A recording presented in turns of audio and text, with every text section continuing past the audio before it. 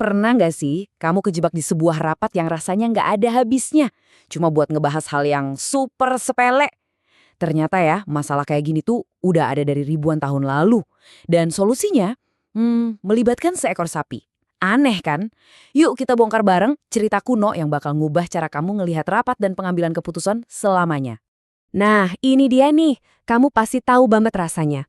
Rapat yang harusnya cuma 15 menit, molor jadi 3 jam. Diskusinya teknis banget, bikin kepala pusing, dan akhirnya tugas yang tadinya simple jadi rumitnya minta ampun.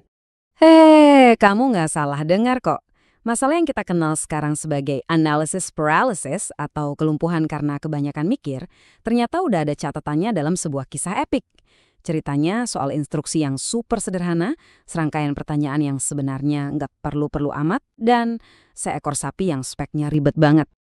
Oke, ini dia peta perjalanan kita hari ini. Kita bakal lihat gimana satu perintah simple bisa jadi misi yang hampir mustahil. Dan tentu saja, apa pelajarannya buat kita semua di zaman sekarang. Yuk kita mulai dari akarnya. Sebuah tugas yang seharusnya, ya ampun gampang banget. Tapi entah kenapa malah dibuat jadi luar biasa kompleks sama orang yang ngerjainnya sendiri. Tapi sebelum kita masuk ke drama sapi yang bikin pusing 7 keliling itu, kita perlu paham dulu nih konteksnya. Anehnya, cerita ini tuh nggak dimulai dengan sesuatu yang rumit, tapi justru dengan pesan yang sangat terbuka dan adil buat semua orang. Ini penting banget biar kita ngerti kenapa sikap mereka nanti jadi ironis banget. Nah, di bagian ini ceritanya mulai panas nih. Kita bakal lihat sebuah perjanjian yang taruhannya tinggi banget, yang ngejelasin kenapa prinsip nurut aja dulu tanya belakangan itu jadi aturan main yang super penting waktu itu. Jadi, sumber-sumber yang ada ngejelasin kalau pesan dari Tuhan itu basisnya meritokrasi. Artinya, siapapun dia, dari kelompok manapun, asalkan beneran beriman, percaya hari akhir dan berbuat baik, ya mereka bakal selamat. Standarnya adil dan terbuka banget untuk semua, nggak pandang bulu. Dan ini dia nih, ilustrasi sebuah kontrak berisiko tinggi yang dibuat sama Bani Israel.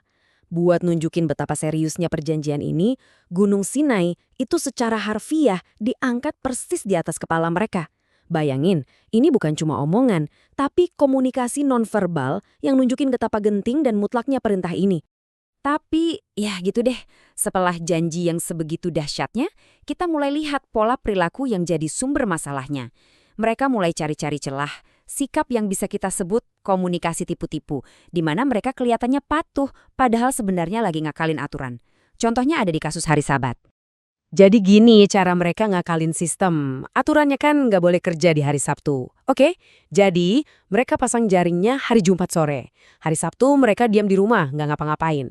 Begitu masuk hari Minggu, baru deh ikannya diambil. Secara teknis mereka nggak kerja di hari Sabtu, tapi kan ya intinya tetap aja kerja. Nah, mentalitas nyari celah hukum inilah yang jadi panggung buat drama sapi nanti. Oke, sekarang kita masuk ke acara utamanya. Bagian yang kalau dibikin film, mungkin genrenya jadi komedi tragis. Serius. Perintah awalnya itu super lugas. Sembelihlah seekor sapi betina. Udah gitu doang.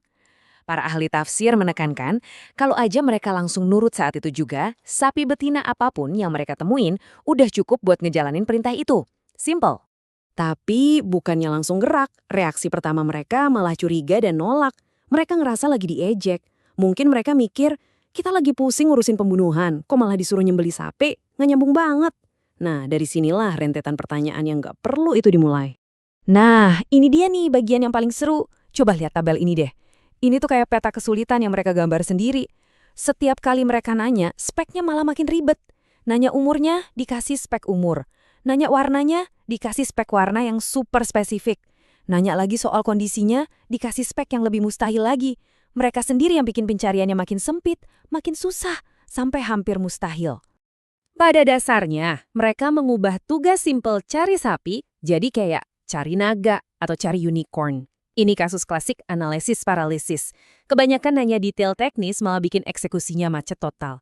Mereka mempersulit diri sendiri, ya, Tuhan pun mempersulit mereka. Tepat saat kamu mikir ini cuma cerita soal orang-orang yang keras kepala, boom, alasan sebenarnya di balik perintah aneh ini akhirnya terungkap. Soalnya, dari awal, semua ini tuh nggak pernah bener-bener soal sapi itu sendiri. Jadi, kenapa sih Tuhan ngasih perintah yang kesannya aneh banget? Ternyata, tujuan aslinya itu tersembunyi.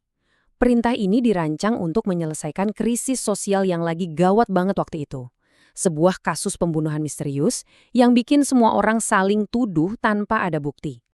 Dan disinilah instruksi yang paling mengejutkan muncul.